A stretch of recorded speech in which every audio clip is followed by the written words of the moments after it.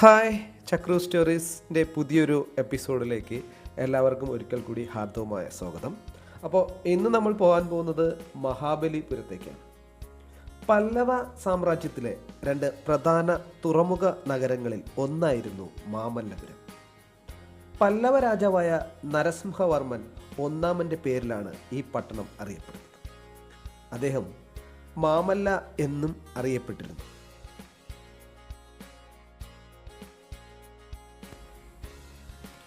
മഹാബലിപുരത്തിൻ്റെ മറ്റൊരു പേരാണ് മാമല്ലപുരം. ചെങ്കൽപ്പട്ടാണ് ഏറ്റവും അടുത്ത റെയിൽവേ സ്റ്റേഷൻ. സ്റ്റേഷനിൽ നിന്ന് നടന്നു പോകാനുള്ള ദൂരം മാത്രമേ ഉള്ളൂ ബസ് സ്റ്റാൻഡിൽ. അരമണിക്കൂർ ഇടവിട്ട് ബസ് ഉണ്ട്. ഏകദേശം 29 കിലോമീറ്റർ അകലെയാണ് മഹാബലിപുരം. 1-ാം നൂറ്റാണ്ടിൽ ഒരു അജ്ഞാത ഗ്രീക്ക് നാവികൻ എഴുതിയ പെരിപ്ലസ് ഓഫ് ദി എർത്രീൻ സീ എന്ന കൃതിയിലാണ് ഈ നഗരത്തെക്കുറിച്ചുള്ള ഏറ്റവും പഴയ പരാമർശം കാണപ്പെടുന്നത്. ഗ്രീക്ക് ഭൂമിശാസ്ത്രജ്ഞൻ ടോളമി ഈ സ്ഥലത്തെ മലങ്കൈ എന്നാണ് വിളിച്ചിരുന്നത്.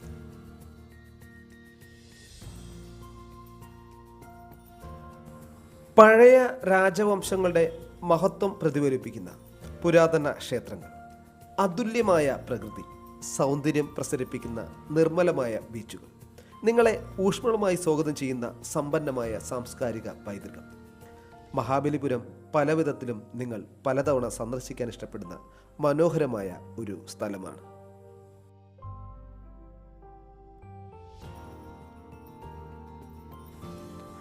നിങ്ങളുടെ സന്ദർശനത്തിന് വർഷങ്ങൾക്ക് ശേഷവും നിങ്ങളിൽ മായാത്ത ഒരു മുദ്ര പതിപ്പിക്കുന്ന ചില സ്ഥലങ്ങളുണ്ട്.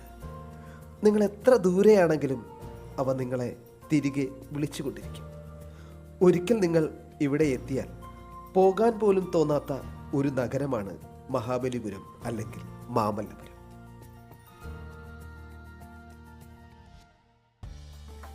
ഒരു നിഗൂഢമായ വാർദ്ധക്യ മനോഹാരിതയിൽ മുങ്ങിക്കുളിച്ച ഈ നഗരം, അതിൻ്റെ സമ്പന്നമായ ചരിത്രം, അഭിവൃദ്ധി പ്രാപിക്കുന്ന വർത്തമാനം, മഹത്തായ ഭാവിയുള്ള സാധ്യതകൾ എന്നിവയാൽ നിങ്ങളെ അത്ഭുതപ്പെടുത്തും.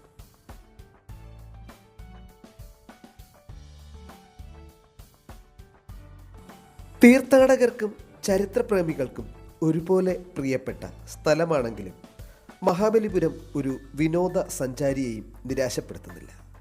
ഈ പ്രദേശത്തെ ആകർഷകമായ ബീച്ചുകൾ ഒന്ന് നോക്കിയാൽ നിങ്ങൾക്കത് മനസ്സിലാക്കാം.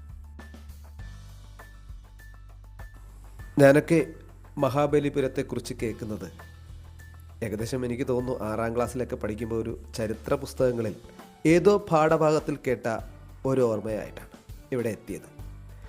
എല്ലാം കണ്ടെങ്കിലും ഒരു നിശ്ചിത സമയത്തിനുള്ളിൽ കണ്ടു തീർക്കണം എന്നൊരു വ്യഗ്രതയിൽ കണ്ടതിനാലാണോ എന്നറിയില്ല, ഒന്ന് റിലാക്സായി കാണാൻ പറ്റില്ല. അതുകൊണ്ട് ഇനി ഒരിക്കലൊന്ന് റിലാക്സായി വന്ന് ഒന്നുകൂടി വന്ന് കണ്ടാൽ കൊള്ളാം എന്ന് എപ്പോഴും തോന്നിക്കൊണ്ടിരിക്കുന്ന ഒരു മനോഹാരിത സത്യത്തിൽ ഈ പട്ടണത്തിലുണ്ട്.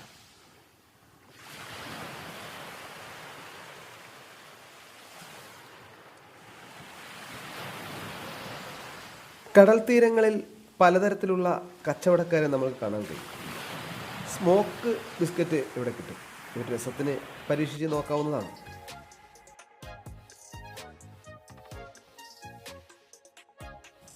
മഹാബലിപുരത്ത് സന്ദർശിക്കാൻ പറ്റിയ ചില സ്ഥലങ്ങൾ അത് ഇവയൊക്കെയാണ്.